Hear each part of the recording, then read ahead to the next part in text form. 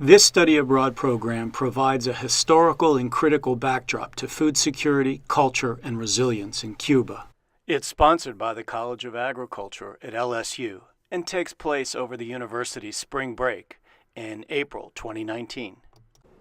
Most Americans know little about Cuba, other than the fact that it's just 90 miles from the United States, and we don't have a very good relationship with them. Like many countries in the New World, there was a demand for agricultural labor, and the small population that Cuba had quickly died off within 100 years. This led to the unprecedented trafficking of some 8 million slaves, and the Spanish crown occupied a series of garrisons around the island to ensure agricultural production. The Spanish colony of Cuba had relatively good location, with access to the Atlantic colonies of Great Britain, also to the Isthmus of Panama. The 1791 slave revolt in nearby Haiti instilled fear in the Spanish, and many French sugarcane planters left the island. The idea of an independent Black Caribbean state threatened the global economy. Outmigration took place to other countries throughout the Western Hemisphere, and when the United States purchased Louisiana in 1803, many sugarcane planters came back to Cuba. The fundamental basis of the 19th century Cuban economy was slave labor. The Americans treated Cuba as a Mediterranean colony, and indeed the Caribbean was referred to as the American Mediterranean Sea. It was reinforced by the notion put forth by James Monroe called the American Monroe Doctrine, which basically said that Europe should not be meddling in American affairs. So agriculture, slavery, and sugar production provided the social stratification of the 19th century that still holds place today in the new millennium. And most of those blacks came from the poorest parts of the island, the Appalachia of the island, if you will, in eastern Cuba, which happened to be the home region from where Fidel and Raúl Castro came. From the mid-19th century into the early 2000s, sugar was king in Cuba. It provided the main source of hard currency. During the Cold War, Cuba would exchange 1 ton of sugar for 1 ton of oil. But with the collapse of the Soviet trading bloc, all that came to an end.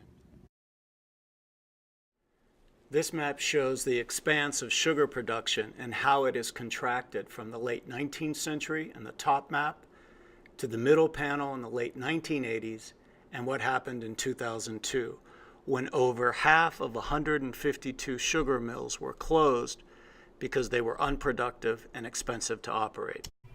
Today, food security is the #1 issue, and the ration book shown here generally runs out by the middle of the month. Subsidized products for vulnerable groups like children are scarce. Alas, Cuba, like Puerto Rico and Haiti, has become dependent on importing food in containers from other nations. Not unlike the mechanization of agriculture in the American South, these dramatic global shifts impacted blacks disproportionately hard, and unemployment in the Eastern Island among black men is very great. In response to the food crisis, a number of cooperatives and innovative agricultural production units have cropped up around the island. But much of the food that they produced is destined for tourism. Products like arugula and lettuce aren't common features in the Cuban diet.